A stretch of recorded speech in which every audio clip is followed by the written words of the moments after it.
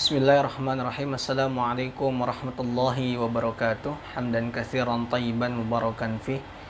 La haula wala quwata illa billah. Yang saya hormati, yang saya cintai, Om Bagus selaku dosen pengampu komunikasi motivasi dakwah dan juga guru sehat kami di Pendidikan Kader Ulama MUI DKI Jakarta angkatan 18. Izinkan saya Ihsan Abdul Haq menyampaikan salah satu materi tentang hati, tentang kolbun. Seringkali kita tidak relevan, tidak menyinkronkan antara hati dengan definisi sebetulnya. Kalau kita lihat hati di dalam Al-Quran itu ada 4 lapisan. Ada yang namanya sadrun, ada yang namanya kolbun, ada yang namanya fuadun, dan lapisan yang terakhir lub atau albab. Sadrun lapisan dada yang paling luar, kolbun lapisan dalam, fuadun lapisan yang lebih dalam, lub atau albab lapisan yang paling dalam. Dan sifat dari kolbun itu adalah bolak-balik. Maka kalau kita sering doa, ya muqallibal qulub bitsabbit qalbi ala dinik, wahai Allah yang membolak-balikan hati, tetapkanlah hatiku pada agamamu. Di sini sifatnya berbolak-balik. Kenapa? Karena kadang hati ini membawa kita dalam ketaatan dan kadang hati ini membawa kita dalam kemaksiatan.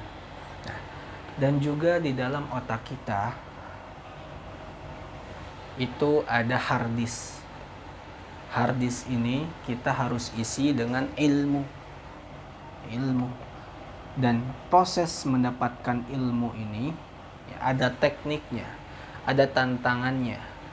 Nah, dan di dunia ingin mencapai proses mendapatkan ilmu ini harus mendapati beberapa ujian. Karena di dunia ini tempatnya adalah tipu daya. Di dunia ini tempatnya permainan.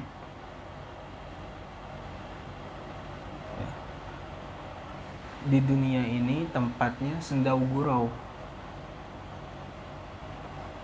Allah berfirman dalam Al-Quran surat Al-Hadid ayat 20, i'lamu annamal hayatud dunya la'ibu wa lahu wa zinatun wa tafakhurun, dan seterusnya di akhir ayatnya wa mal hayatud dunya illa mata'ul gurur, dan kehidupan dunia itu adalah kebahagiaannya itu adalah tipu daya. Jadi kalau kita melewati fitnah di dunia, insya Allah akan mentransfer ilmu. Karena proses kita, ikhtiar kita melewati fitnah di dunia. Tapi selain itu, ada potensi lain di dalam diri manusia, yaitu emosi di dalamnya. Emosi di dalam Al-Quran itu namanya nafsu. Nafsu terbagi 3. Ada yang namanya nafsul mutmainnah, ada yang namanya nafsul lawwamah, ada yang namanya nafsu amaru bisu.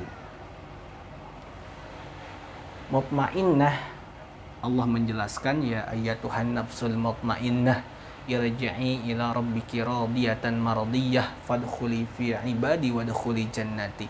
Mutmainnah dengan kebaikan akan menuntun kita ke surganya Allah. Lawwamah, Allah menjelaskan, wala uqsimu bin nafsil lawwamah. Ya. Lawwamah ini sifatnya galau, ya. Kenapa? Karena dia kadang mutmainnah dan juga kadang amaru bisu. Amaru bisu itu adalah menuntun kita untuk melakukan kejahatan atau ketidakbaikan. Nah, kalau nafsu ini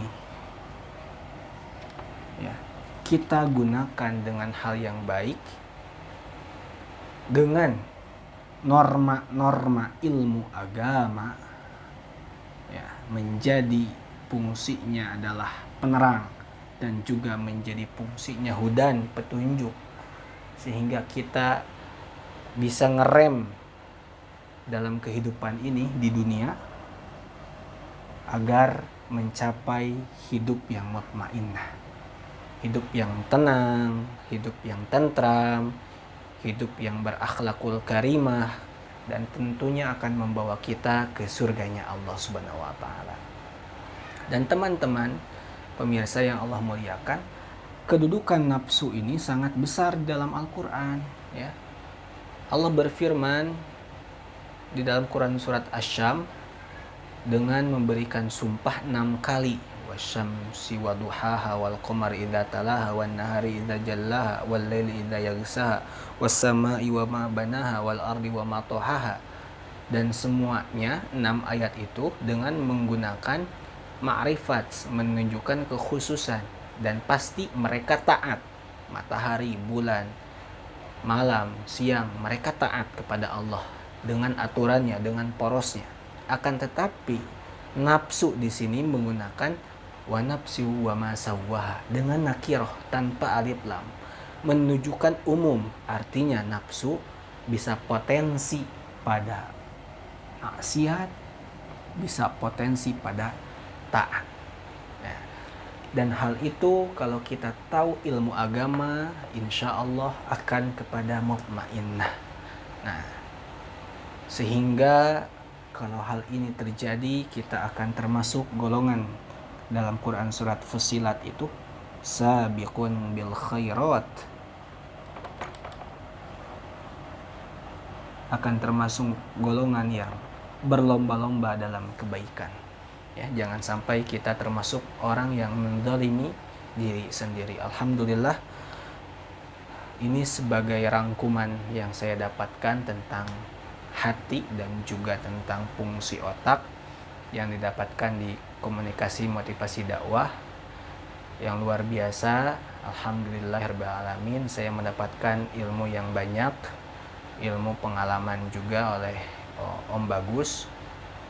Beliau salah satu guru favorit kita, dosen favorit kita, menerangkan cara pandang yang berbeda daripada dosen lain, dan ini menarik, unik, menjadi teladan kita yang harus senantiasa menselaraskan antara ilmu, amal, dan akhlak.